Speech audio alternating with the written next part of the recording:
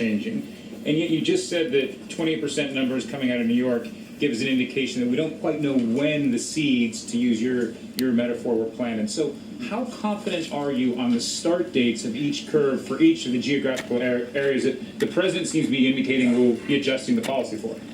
So that's a very good question. So what we do know is now we can backtrack from people who got very seriously ill to when they probably got infected versus when they were exposed. And so when you start backing out each of those pieces, when you start seeing hospitalized patients, you know that the virus has probably been there for 3 to 4 weeks, substantially circulating within the population. So that's what we're looking for. Now, as all of our testing is improved, and we want to really applaud the group who has worked on it.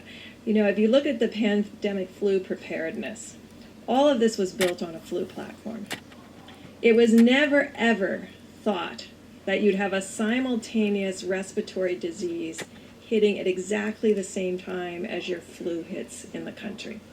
And so when you're doing all of your flu surveillance, you could have small cases of these pneumonias and flu-like illnesses characterized as a flu-like illness for the last 4 to 6 weeks.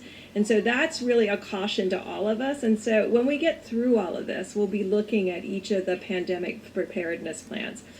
A long way of saying we know Washington State is a little bit ahead of New York because of the hospitalization records.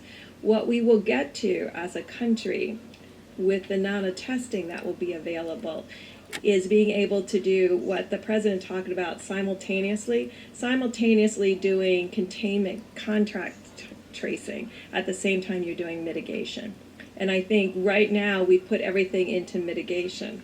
Yet if we geographically get specific data by zip codes and counties, we'll be able to approach this in a very laser-focused way, making sure that what we're doing in each of those areas is absolutely appropriate for where they are in their own little bell-shaped curve.